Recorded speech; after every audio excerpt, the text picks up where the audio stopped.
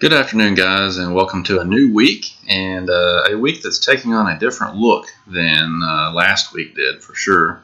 I'm going to make a quick video here to kind of go over where we're headed as we go into the end of the month here. And I wanted to start off by showing you where we're at in terms of rainfall, because obviously first half of this month brought a lot of rainfall to Kentucky, abnormal amounts of rainfall, in fact. And so I just thought we'd take a quick look at that. So what I've got here, I threw together some numbers into a spreadsheet just to kind of give you a visual to look at here. Now January, the red is the precip that we've gotten so far this year, and the blue is what we normally would get based on the 30-year period of record. And you notice that January had very little in the way of rainfall, but to be fair, we had over 10 inches of snow in January. And technically, if you take that snow and convert it to liquid precip, that would increase the amounts here.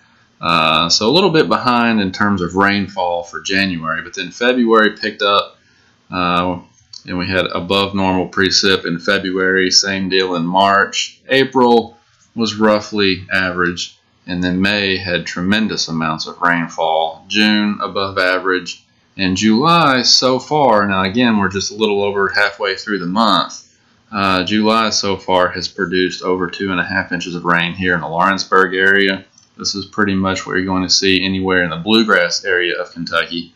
Down across the southern part of the state, the western part of the state, of course, they had a lot more rain so far.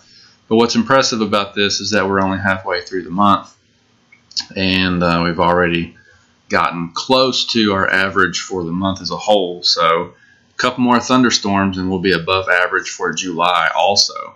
So as you can see, for the year, we're ahead of the game here in terms of rainfall.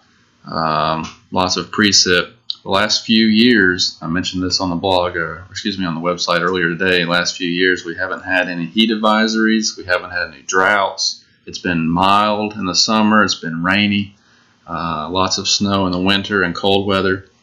Kind of been in that sort of a pattern for years now, and as we head toward August, I think it's going to be very interesting to see how things shape up, because as you can see here on our normals, August and September, as we head toward the end of summer, that's our driest time of the year here in Kentucky statistically. So it's going to be interesting to see if it follows that pattern and we start to see rainfall amounts go down. Or are we going to continue this rainy pattern as we head into the end of summer? It's going to be interesting to see. Okay, so let's briefly talk about what's going on out there this afternoon. And for some reason I can't get the satellite to pop up, so we'll skip that. But obviously it's sunny out there today. We've got a few nice cumulus clouds, but overall a nice day across the Commonwealth. As we head into the rest of the week, the big story is going to be the heat, which, like I just mentioned, is something we haven't had a lot of the last few years. We've gotten up around 92, 93. The low 90s is about all we've been able to muster up since 2012. But it looks like going into the end of this week that we're going to break that streak. This is the GFS run from 12Z today for Wednesday. You can see impressive heat up and down the plains with temperatures. The GFS raw numbers want to come in over 100 degrees out there. In the deep south, you've got upper 90s tomorrow afternoon, so very, very, very warm weather, to say the least. Heading into Thursday, more of the same. GFS is actually spitting out a 100 there near Bowling Green, Kentucky on Thursday afternoon, with 100s scorching the south. Of course, cloud cover and scattered storms may prevent it from getting quite that hot. This is just the output from the operational run of the model today.